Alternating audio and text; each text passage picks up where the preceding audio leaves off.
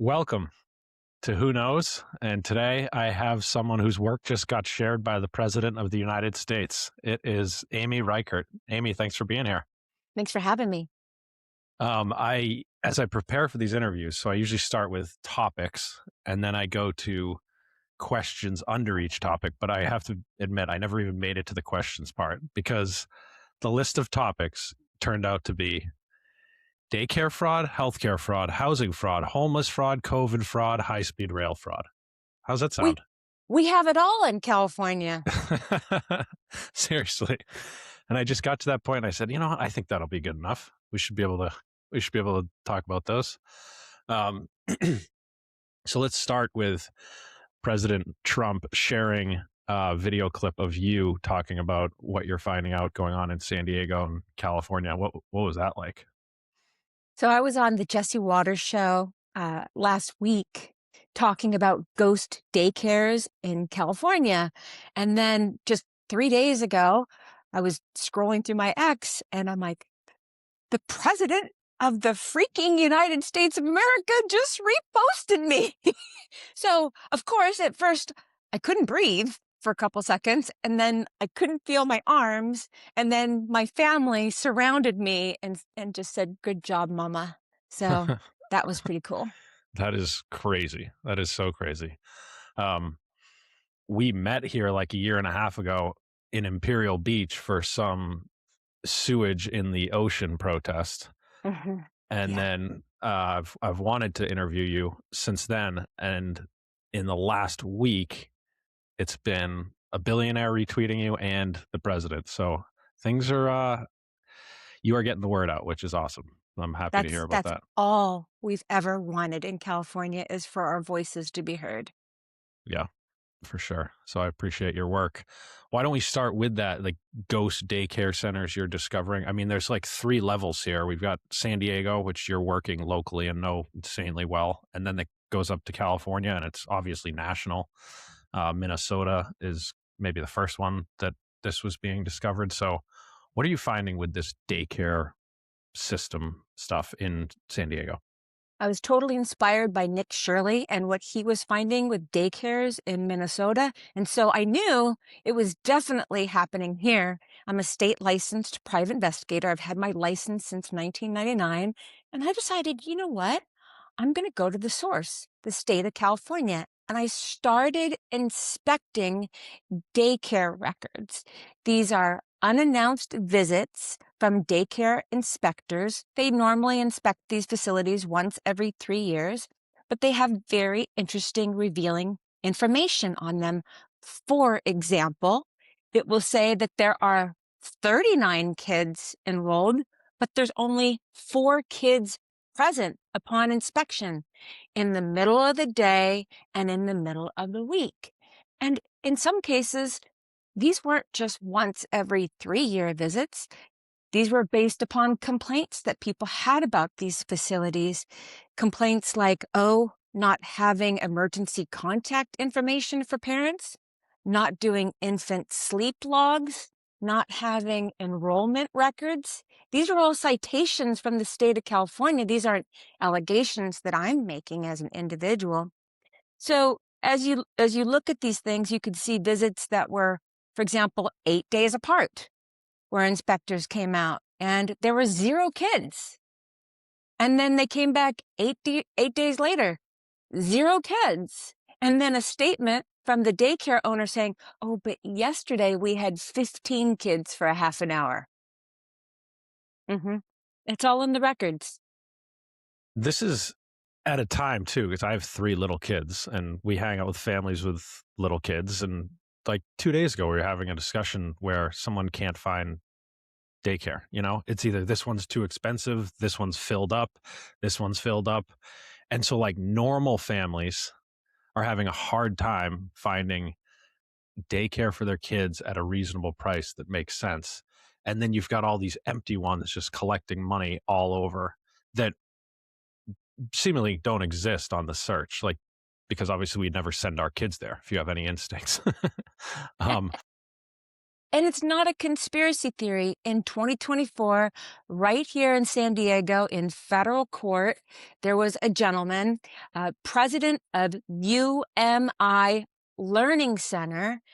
He was convicted in federal court of saying that he had 150 kids in his program when he didn't. He was sentenced to 27 months in federal prison, ordered to pay 3.7 million in restitution. And here's how the scam worked. So he had parents say that they were enrolled in his program. He gave those parents a kickback every single month for those parents saying that their kids went there. And then the money came from NGOs who were contractors from the state. And in San Diego County, that's YMCA of San Diego and Child Development Associates of San Diego. And these are NGOs who receive hundreds of millions of dollars in federal and state funding. And they, in this case, were paying what turned out to be a ghost daycare. Where do you think the fraud part of it starts? Do you think the YMCAs of the world, the middlemen between the government, taking the money from taxpayers and giving it to people that aren't providing daycare, do you think they know? Or is this, they think they're genuinely giving it to a real daycare? What's your hunch? So I cannot speak to anybody's motives behind Hmm. this whatsoever. I can tell you that from what I'm seeing, this appears to be a crime of opportunity. Hmm. If you leave a diamond ring on a counter, or a park bench in a park, somebody's going to take it, right? So the way that I see how these systems are set up is there's very weak audits, there's very weak oversight. You can't even have visibility as a member of the public to ask the YMCA or CDA of San Diego, hey, can I see how much you're paying these daycares? They won't. So these are all government funds, and it's just open season for anybody. And what some of these are, let me give you, for example, some of these are family daycares that are located in one-bedroom apartments on the third floor of an apartment complex. I mean, nobody's watching to see if the kid actually comes in or leaves. All that really takes is somebody signing them in and signing them out. So it's very easy to commit this kind of fraud if somebody wants to. So these are, again, public records and they're actually auditing it. At what point do they say we got to go in and shut this down? Because if you're persistently not providing any daycare and receiving money for doing so, do they have a mechanism where you say, look, there's 3 times in a row, there's no kids or less than 20% attendance of your enrollment? What is the mechanism for cleaning it up? That is such a great question. So let me give you a really horrible example of something that happened recently in San Diego.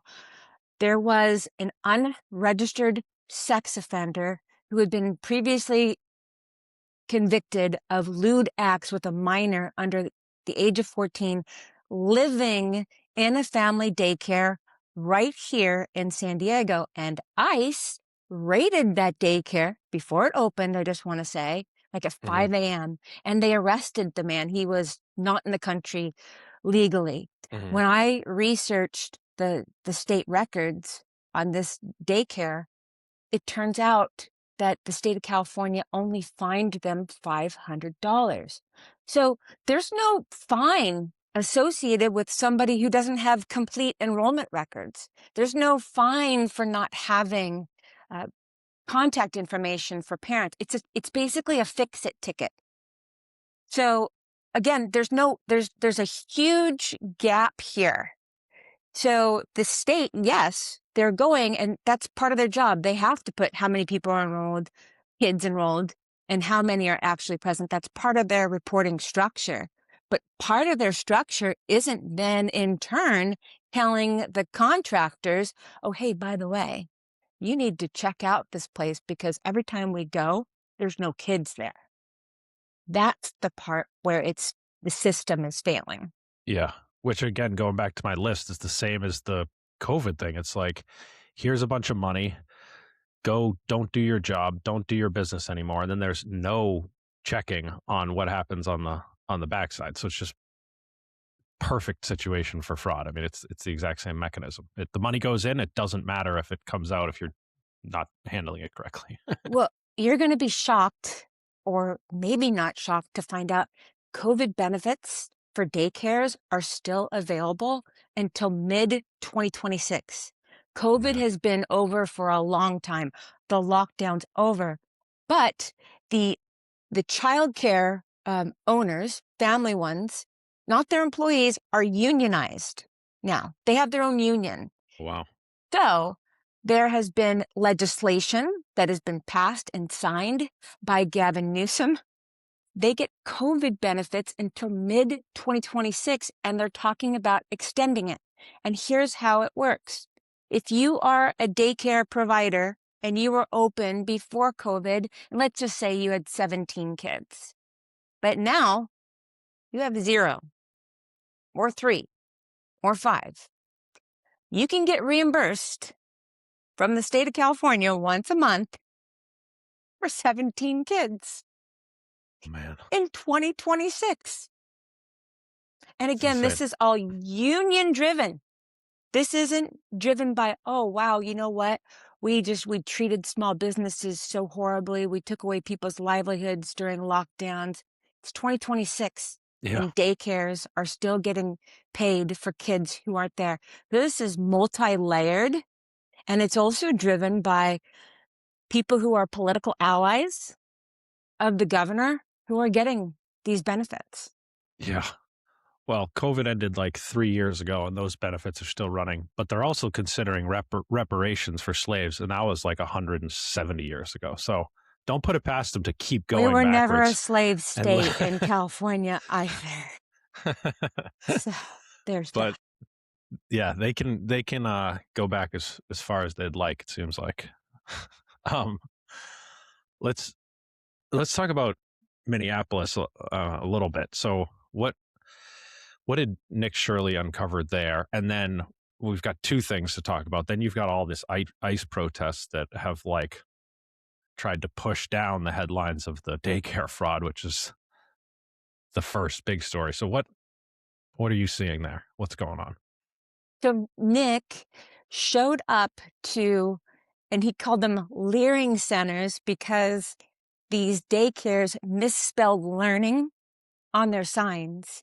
And when he showed up with just his cell phone camera, he was showing that there were 0 kids there. So that's what he uncovered in Minnesota. And really, I have not seen a story just basically just take over the headlines in the way that he was able to captivate the headlines with that one.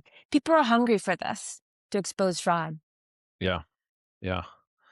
Um, I guess and if you think we missed anything on the like ghost daycare center, let me know. But my last question about it would be like what you're finding in schools, with multiple schools around the area pushing the kids to protest or be part of this or stand up in some way. Let's talk about that a bit. I am so grateful to parents and even students who send me screenshots. Mm-hmm. They send me audio of the things that their teachers are telling them in class. Classrooms, in particular in California, have become political institutions. And I believe that because of the teacher-student relationship, it's not an equal one, that it has crossed the line into indoctrination. So last week, I posted a screenshot, and it came from Helix Charter High School, which is a high school about 2 miles from my house, by the way, and it is a public high school. And the language in the email was clearly a very pro-ICE protest. And it told students, or was telling parents, that students, if they chose to leave class for an ICE walkout, that they would be marked absent. But then went on with clearly language that was very affirming of the protest, and this isn't anything that you would ever see if it were, for example, conservative Christian students Hmm. doing a walkout, say, on abortion. It would not have been equal treatment at all. So that is the state of things in California. And I can just say from personal experience, at a minimum, like at my daughter's school, a sign just went up in the last few days, big banner, kindness matters. And it's just like, that's not bad. Sure, kindness is great, but why'd you put it up in the last 2 days? And kindness in which direction? Is it kind to be stealing tax dollars from other people to run a fake daycare? No, that's not kind. So, but I don't think that's what you mean by the sign. They weren't kind to us in No, COVID.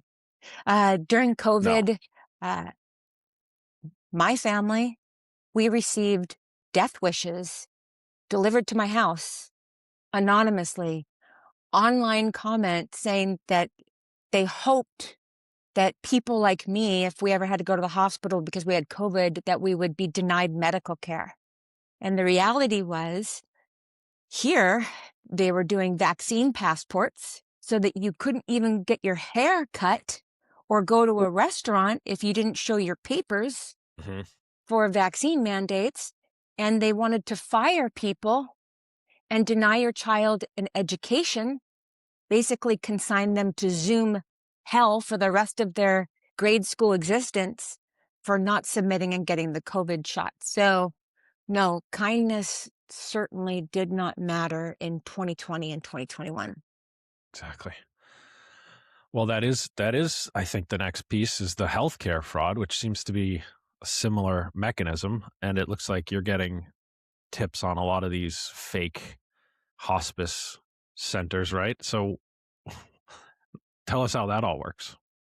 That's another one. It's not a conspiracy. There have been actual documented criminal cases on the federal and state level where there was one that I just exposed the other day where a, a group of principals for a company basically opened up accounts in the names of foreign nationals in order to commit hospice fraud.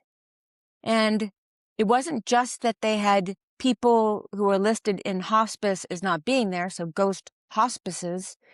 These were real people that they were putting in hospice who didn't need hospice care. Oh, it's So this is disgusting. abuse of the elderly. You're thinking, oh, well, that sounds nice. Isn't hospice care great?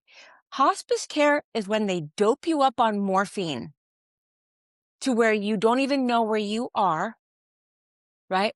So no, this is not okay to commit fraud against the taxpayers and abuse the elderly by giving them hospice care and drugs that they don't need.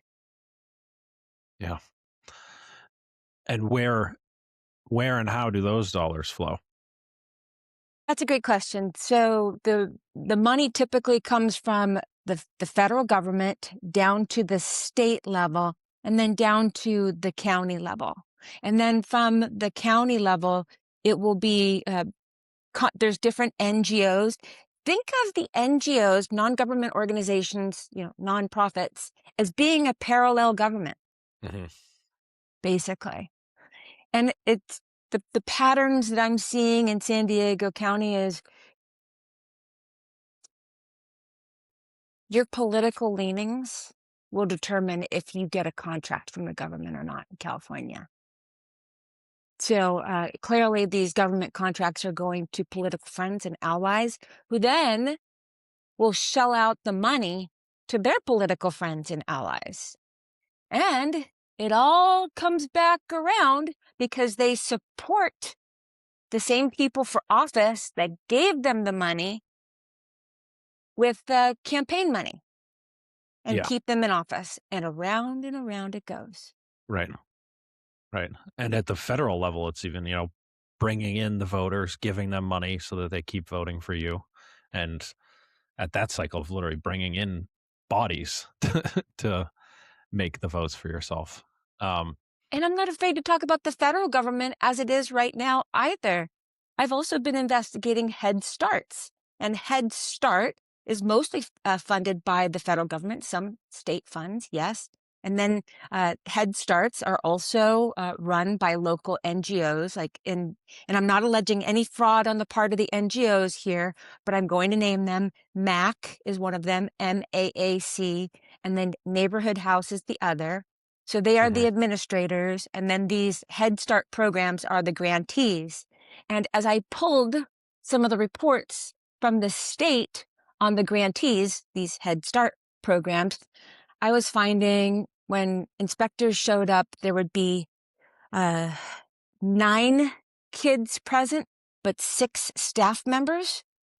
And on another occasion, 13 kids and 9 staff members. So what's going on here? And yet they said they had full enrollment.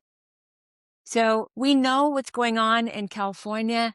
In schools, enrollment has been declining in every single district across the state for the past 10 years. People are leaving the state for places like Tennessee, Florida, Texas. So they just want to be able to own a single family home. They don't want to live in some box next to trolley tracks with no Yeah. parking to raise their kids. So school enrollment is going down. That means Head Start enrollment is going down too. So, and I have that from people who have previously worked at Head Start programs as telling me that is the truth that they're seeing, that they are struggling to keep up enrollment. Wow. So Yeah. these are honest questions that we need to ask. And again, I want to really clearly say I am not accusing Head Start of fraud. I am saying, what is going on? Yeah. Why do you say you have 39 kids enrolled, but when inspectors show up, there's 13 kids and there's 9 staff members? Just explain it to me. Explain it to me like I'm a preschooler. Yeah, exactly. Also, I mean, if the money for a lot of these schemes, and they're somewhere between incompetence and fraud, it could be total incompetence or just the fact that the government's inserting itself into a free market, which always distorts it. That's simple. But if it's flowing from the federal government, the point of Doge was to try to stop all this stuff, right? And that was exciting for the first time, like people trying to stop fraud, waste, and abuse at the federal government. But that, what did that last, like 6 weeks? As far as I know, they're not Well, doing. look what happened. Yeah. Look So what what happened. did happen? They attacked Elon. They started all of a sudden out of nowhere. All these anti-Elon protests started showing up. For sure. Actual Tesla dealerships were vandalized. We're talking about domestic terrorism. I don't know how else you can explain it when a Tesla dealership and cars are set on fire, right? For what? For his political opinion? That's where we're at in this country. Even like the guy that was in charge of Doge, I don't want to say his name. He had a very interesting nickname. Yeah. Big. Yeah. Not going to say it. I'm not going to say it. They attacked him. So that's what they do. They investigate the investigators. Happened to me. I made front page news a couple Sundays ago, San Diego Union Tribune. Did they cover the story that I was talking about? No, they attacked me and they said that my claims were unsubstantiated. I had a very interesting email exchange with the writer of that front page story. And I said, look, I'm not making any unsubstantiated claims. No. The state of California in their reports is making these claims. Yeah. Yeah. It's in their reports. But no, instead you get labeled a right-wing extremist by the media, and don't forget the racist part. Yeah. They Of always course. throw in the racism. Yeah. So the reality is, well, why didn't Doge succeed? It really takes somebody who is willing to lose their job, have their name dragged through the mud, have personal threats against you, It's no, you would think fraud is bad. Everyone is against fraud. No. But Yeah. no, it's become a political issue instead. Yeah, I got to add though, I think there was beyond the personal attacks and threats, and so maybe it just you're right, just wasn't compelling to work on this anymore when your life's at stake. But I think there's something structural bigger than that too. Is that fraud is such a big part of the federal government, like trillions potentially. You could argue that almost like the GDP depends on it continuing to happen. Like something so bad that, hey, if we stop spending all of this wasteful money, essentially giving it to people who don't deserve it for not providing any services, GDP starts to crash, tax receipts start to crash, and actually the deficit blows out even more. So I think there was something too that was like so terrible that they looked at it like, whoa, this is actually going to, if we cut off the fraud, we turn off the entire, like, we turn down GDP too much. It's like so structural and bad. I think there was something like that going on too. Isn't socialism great? Yeah, yeah, exactly. Yeah, yeah. You either continue the fraud or you turn it off and fix it, and it crashes things. Those are like the two paths based on how far we've gone with it. But I think that can bring us to the California Doge now. Um, so, I watched your press conference, a couple days ago. Um, what was the genesis of that, and what are you trying to do with California Doge? Really, I think it's brilliant. Again, I haven't endorsed anybody for governor, but Steve Hilton, who is running for governor of California, approached me and asked if I would be a special investigator on the board of California Doge, and it's got some great heavy hitters on there. Um, and what we're going to be doing is expose. We're going to just start where Doge left off, Yep. but we're doing it in California. And I took the train from San Diego to Los Angeles yesterday, and we did a press conference for California Doge right in the heart of Los Angeles. So, and it was covered by all of the LA news stations. So I just want to let you know what I am doing I am literally working 12 to 13 hours a day on this. I wake up and the first thing I'm doing is I'm searching through all of my messages because people are sending me leads on things that they do. And of course, everybody wants to talk to me and tell me about their fraud. And what I learned really from talking to people first is I have people send me what their lead is, and I have a Proton mail, Amy from X at proton.me, where people can send me anonymously, confidentially, any screenshots or video or proof. And then if they do have actual proof, then I'll pick up the phone and I'll have an hour-long conversation. But what I found out very quickly is I am just one person. And if I just spent an hour on each person who said that they had a lead, an actual fraud, when they actually just have a nothing burger, then I would be taken out of the game for investigating fraud. So Hmm. I say that as somebody, like, just as to your audience, like, if you ever feel like you're being pulled in a bunch of different directions, it's okay to have boundaries. And so that's what I've been doing with people, and it's been working. So I'm able to sift through what's an actual lead and what's just kind of a nothing burger. When you're going through these and they're picking up quite a bit for you recently, what's your hunch on where the most amount of fraud occurs? Basically, back to my original list of housing, homelessness, daycare, healthcare, COVID, could be others. How would you stack rank them just off a hunch?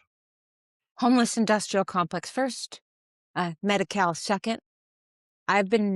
Whistleblowers have been sending me actual audio of some of these calls that these Yeah. homeless organizations are on. They're openly planning opposition to ICE. they're using, most of these places, by the way, receive federal and state money. So why have they become anti-ICE organizations and mobilizing they're supposed to be taking care of the homeless. Yeah. Period. End of story. Yeah. So some of these audio recordings they're very careful on these calls when they're talking about how they're going to fight ICE enforcement. But there was one audio that I released where the CEO of the Bay Area Community Services was talking about paying car registration Hmm. for not only homeless people, but also for their staff. And the person who works for this organization, who is the whistleblower, and this is unconfirmed because this is hearsay of this person saying it. But what this employee, the whistleblower, was saying was the intent was to conceal that staff member who's not here legally as a U.S. citizen from being detected by ICE by paying their lapsed car registration, and also paying lapsed car registration for people who are not here legally so that they don't get pulled over. Man. And again, that's an allegation. Yeah. That's what this person alleges. I'm not alleging that. Yeah. So then we can go back with your work more, even a few years back. But the homelessness thing, for people that don't know, is in the state of California, the more and more billions invested in solving homelessness, it's actually linearly correlated. So the more you spend, the more homeless you get. It's not the opposite. So uh, they spend billions of tax dollars money on it, and then you see twice as many homeless people on the streets of the major cities here. So how does the whole homeless industrial complex work in California? Anything the government subsidize grows. Bureaucracy duplicates itself, and so on and so on and so on. We've seen it with how much college costs. Oh, all of a sudden, all this money started coming in for student aid and loans. And what happened? The cost of education went up. Oh, and healthcare. You subsidize healthcare. It's only gone up in price. So anything you subsidize, the price goes up and the bureaucracy explodes. I also had another video, and this person is a homeless person, and she testified to the Oceanside City Council, and I did post it on my social media. And what she said is that she was receiving services from a navigation center up in Oceanside, and when she left that facility, she was unable to get assistance from any other organization because, and this was a claim she was making, that navigation center still had her as a client. Mm-hmm. Mm-hmm. So these organizations are, Yeah. in my view, this is my opinion here, they're not incentivized to end homeless. They're incentivized to find more and more and more clients, because every time they identify a client, that's X amount of money that they can claim in Yeah. tax revenue. Yeah. So, and then of course they go out and they do these point in time counts. We're going to be having one coming up in San Diego. They go out at 4:00 in the morning and they start counting. It only goes up and up and up every single time they do these point in time counts. So. Well, then I saw something in LA, I think it was too, where they were talking about how homelessness had dropped a little bit, but it exactly correlated with the number of fentanyl deaths. Mm. Did you see this at all? Oh, I Oh, mean, it that's was terrible. exactly. So basically, they were bragging that homeless actually decreased, and then somebody called them out and said, "Well, it only decreased by the amount of people that died on the streets."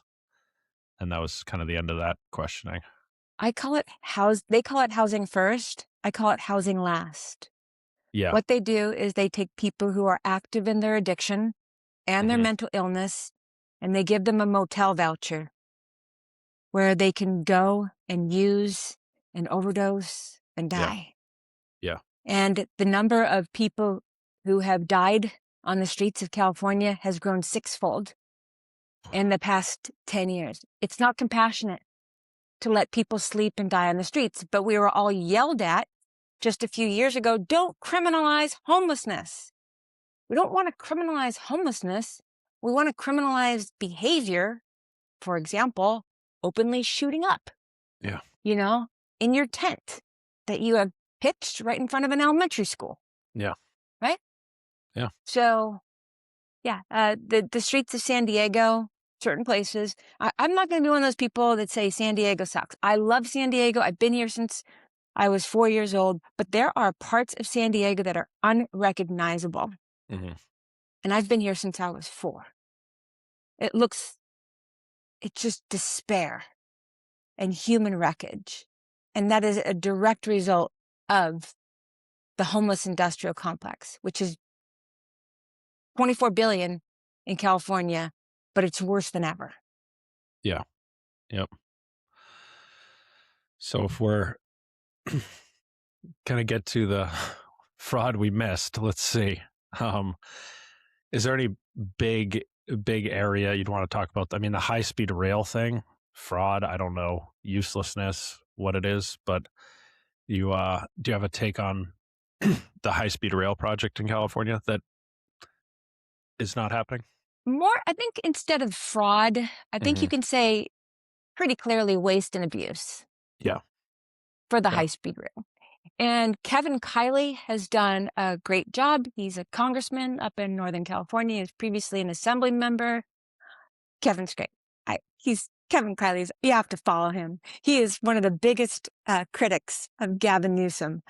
But he was able to get the federal funding stopped for high-speed rail, and for good reason. You know what's coming in California? They want to charge us per mile to drive. And what is that going to look like in practicality? Trackers, cameras, license plate readers, or some kind of tracking device that will go in your vehicle.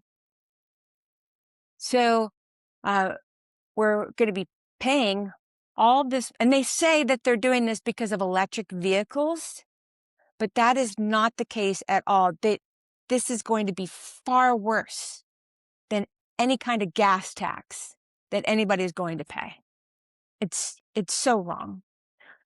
And it's the gas tax that they collect. It Yeah. used to go mostly towards highway infrastructure improvement and repairs. Now it's going to bike lanes Hmm. and empty buses, Yes. empty trolleys, and trains to nowhere. Empty electric buses, though, so they are saving the Yeah, environment. that's true. Yeah, that's true. These electric buses, they can't even make it up some of these hills. Really? So like people think, oh, electric buses, that's great. Okay, well, you know what though? They can't make it's electric buses are not the height of modernity that we think they are. They have their limitations as well. Of course.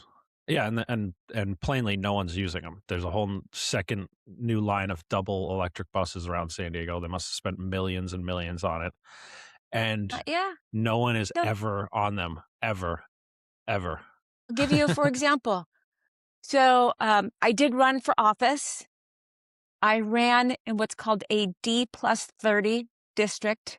That is about as deep blue in California as it gets. That means that Democrats outnumber Republicans 2.5 times to 1. So I knew my odds going in, but I was challenging the guy that was the chief lockdowner Mm. in San Diego County, the heir apparent to Gavin Newsom, who, by the way, later imploded in a sexual harassment scandal and then resigned. But I was part of it was called Climate Action Justice Action Forum.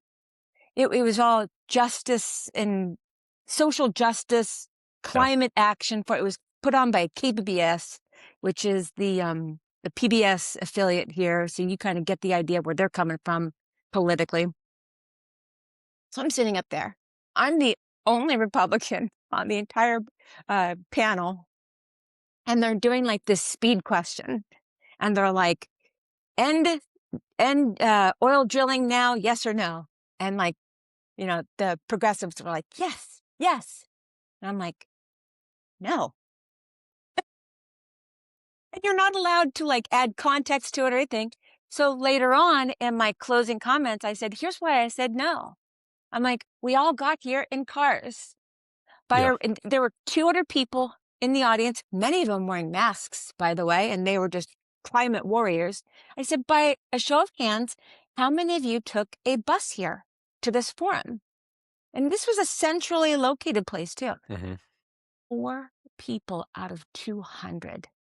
And these are the so-called people who want to end drilling. And so what I said to the crowd was, hey, let's make a deal. I'll do this too. By the end of July, take public transportation just once, and not to a Padres game, but take it somewhere. And people were like nodding their head. So yes, even the people who want to end drilling are not taking these electric buses or these trolleys or even these gas-powered buses. No, no.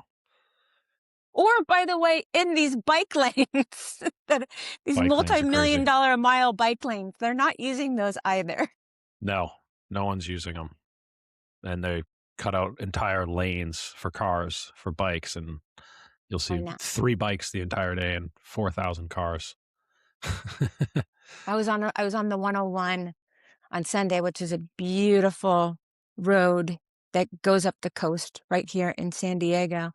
And it was just all construction. And it looks like they call it road diets. So, and they've got all these traffic circles that nobody knows how to use. And it looks, at least from my perspective, it looked like they had closed down, they had narrowed the road by half, and they're going to be adding like this bike lane infrastructure that's going to take the other major thoroughfare and mode of transportation for cars. Man. Oh, man. Yeah. So with California Doge, so you're kind of in the phase of receiving the tips, digging up all these stories. What's the long-term plan? How do you think this things get changed once you dig all this stuff up? Long-range plan is, I think our only hope is getting the information that the federal government needs for prosecutions. And I can tell you I've already had conversations with federal law enforcement. They're very interested. I've had Harmeet Dillon, who's the Assistant Attorney General for Civil Rights, retweet me several times, including a post that I made about cash payments. Now, this is legal. This is not fraud, waste, or abuse. This is just wrong. So you could be a non-citizen in California and receive cash payments if you are disabled or blind. So typically, that's what we would call Social Security disability. Mm-hmm. But American citizens have to pay into that to receive that.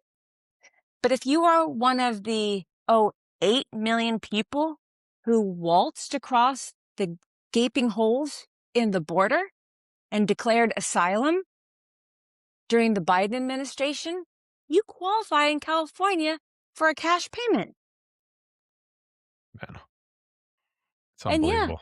And yeah, I was down there.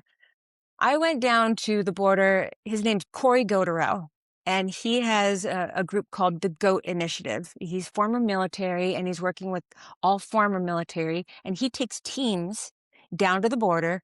So right here in San Diego County, from where I'm sitting, I can go 60 miles east, and it's a town called Boulevard. And that's where you see the border wall and just sections of it missing, and all you have is barbed wire. Well, I went down there with Corey and his team as early as December of 2023, and I saw with my own eyes hundreds, just the time that I was there, hundreds of people walking across, including, this was really startling. Now, just imagine you are in the middle of the desert, and you've got the border wall right next to you. And it was almost surreal. You see a group of people who look like they just got off an airplane with carry-on luggage on rollers, and they're well dressed, and they're all from China. Oh, That is an example of a group that I saw that contained 100 people. It's surreal. man. Well-dressed people carrying luggage and in the middle of the desert. Oh, man. That's And it's so because, scary. and I'm not saying this was 60 Minutes that said this. What happens is people will fly into someplace like Cancun, and then from Cancun they fly into and there were other ways that people were coming across. They were going through, and forgive me, I can't remember the name of the there's this one strait that they were going through, very Oh, yeah. dangerous. Yeah. Yeah. So I get it. Some people were doing that, while others who could afford it, they were flying into Cancun, then Tijuana. They were staying in hostels there, and then the smugglers who are backed by the cartel would say, "Hey, you want to ride to the border?" Um, and they would charge them maybe $400 for a ride in an SUV to the gaping hole, not to the port of entry, mind you, but to the gaping hole in the middle of the desert. So Man. that's how people, one way that people were getting into the country. And with my own eyes, all along the US-Mexico border on the US side were torn up passports. So Yeah. people were literally stepping foot into the United States and destroying evidence of their true identities and countries of origin. So Yeah. it's not a conspiracy theory. We literally have people who are not vetted, who entered our country under the Bible. It's a national security threat. Yeah. Yeah. And that's what I speak out mostly against, as well as the public safety threat as well. That was 2023. As far as you know, that's been turned off, right? Or is that still happening? Border encounters have greatly decreased since Trump took office. Under Biden, in the San Diego sector alone, they were having anywhere from, when I was there, like maybe 1,500 encounters in the San Diego sector. But on some days, it would be as much as 4,000. 4,000 just in the San Diego sector in one day. So according to data, I want to get this number right. They said they had about 8 million encounters at the border under Biden. Now, when I say encounters, our border patrol agents were acting like greeters.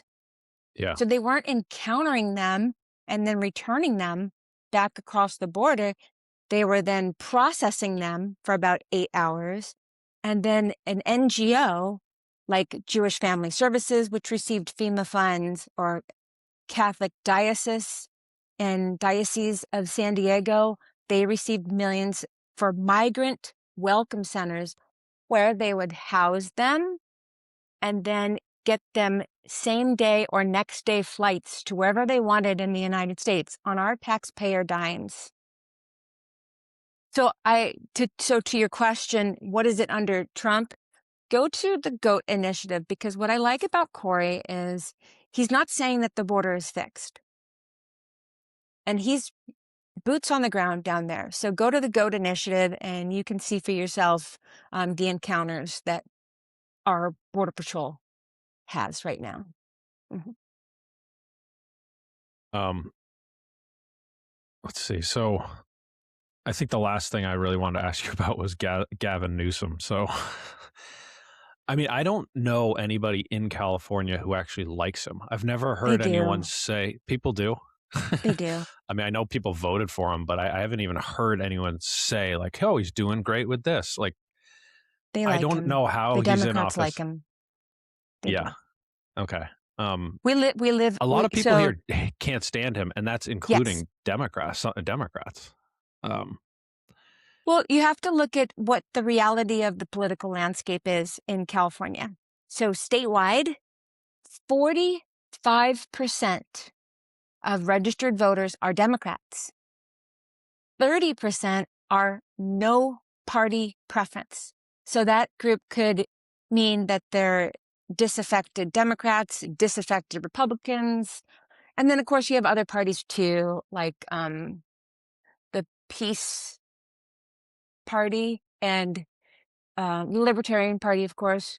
But so the other remainder is, and we do have the most Republicans of any state because our state is so big, but we're just so overshadowed by because of the Democrat registration advantage. So Republicans are only 25%.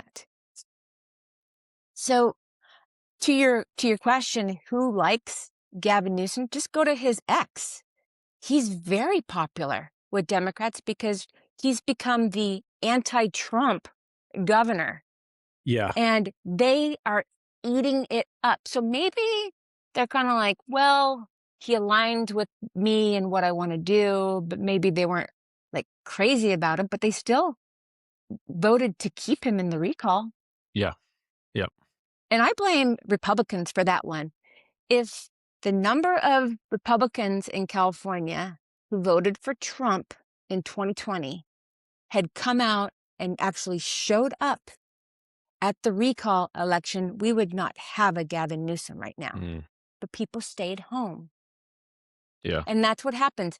Every time Trump is not on the ballot, whether it's midterms or a recall, Republicans are just not as enthusiastic to vote. So yes, he is the Democrat darling.